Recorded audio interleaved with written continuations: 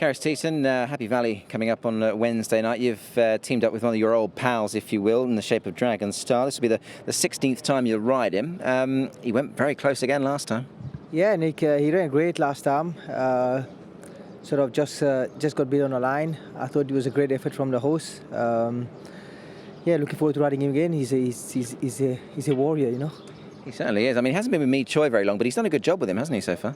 Yeah, I mean, honestly, he left Pierre sort of still been running well, and of course, Mitchell has done a great job to sort of taking his great form over. And like I said, last time he felt great. I thought he did nothing wrong. Just got beat by a horse that had every chance. And I think if he goes to races with the same form and get a softer run, it might just work out in his way.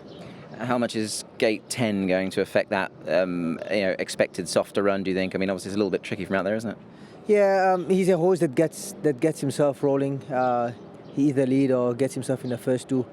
Doesn't seem like there's a lot of speed in the race. So from that draw, you just leave him and let him get into his rhythm. I think he enjoyed that better, where he can use himself and build up from there on. We're probably expecting quick ground once again. It has been in the last few meetings. His last two runs have both been on that good to firm ground, and he's handled it well. In your opinion, does he go as well on that as he does the sort of the good ground? I mean, he seems to handle the quicker surface, doesn't he?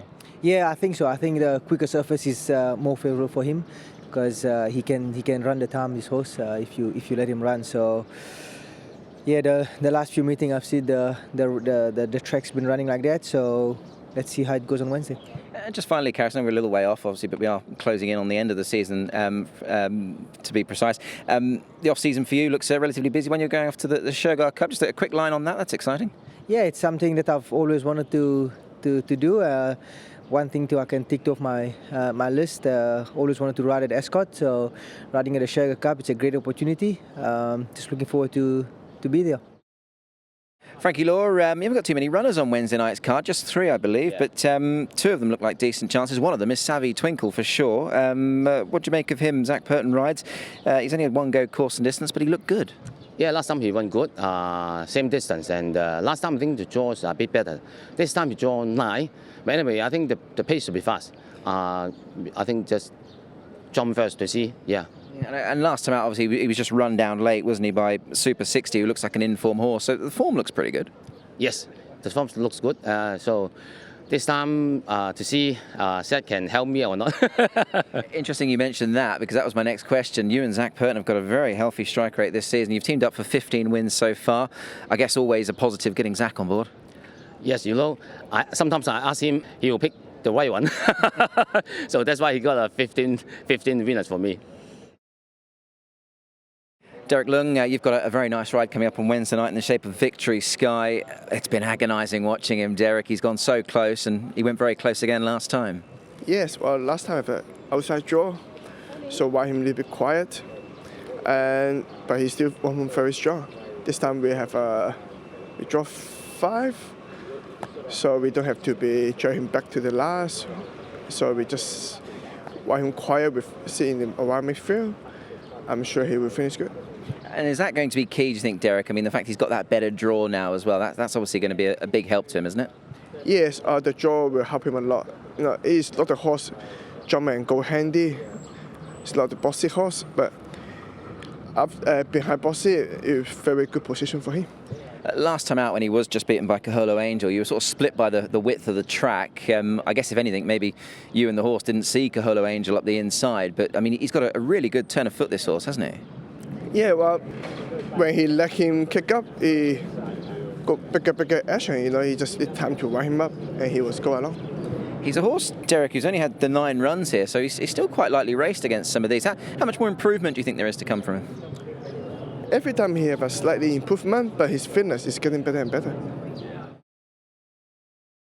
Andrea Atzeni, a real transformation we've seen in Americ Te Specso. He's going to the well once again, but his last couple of runs have been very good and seems to relish the 1650 now. Yeah, obviously he won over 1650 with a neat enough bottom weight, and then he backed up, last time, and obviously the handicap put him up £6, and very similar scenario to the time before when he won. The race sort of set up quite similar, and he won again. So he's a very straightforward horse. Although he's, 1650s, actually, really maximum trip. So he's just, you have to sort of try and time it right. He's not a horse you want to get it 2 down and get on with it.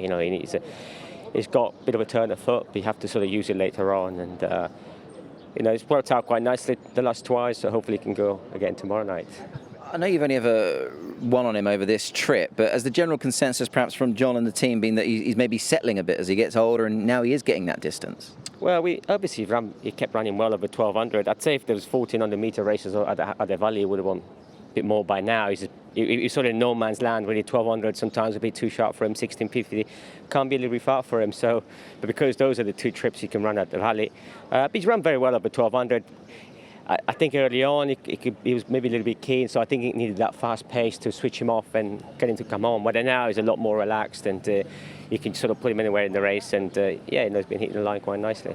He's up to a mark of 73, so needs to obviously give a little bit more. But as you say, he never really wins by too far, and neck his last twice, so he's always saving that little bit for himself, perhaps. Sure, I think he went up another 6 pounds, so he's still in class 3. Obviously, he's carrying more weight, but.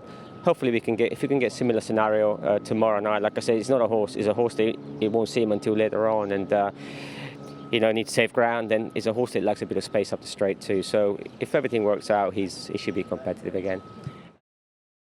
Frankie Law, you introduced an interesting newcomer in the last race on Wednesday night, the Red Hare. He's had 3 runs in Australia, 2 wins.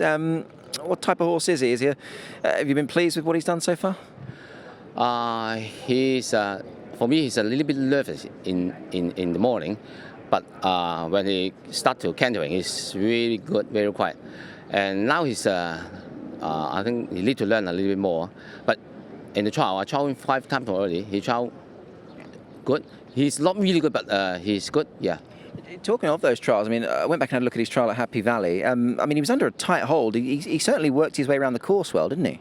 Yes, that's why I first put him in Happy Valley. Usually Happy Valley, the weight is a bit weaker than Shartins, yeah. He's running here off a mark of 67, always a tough introduction in Class 3.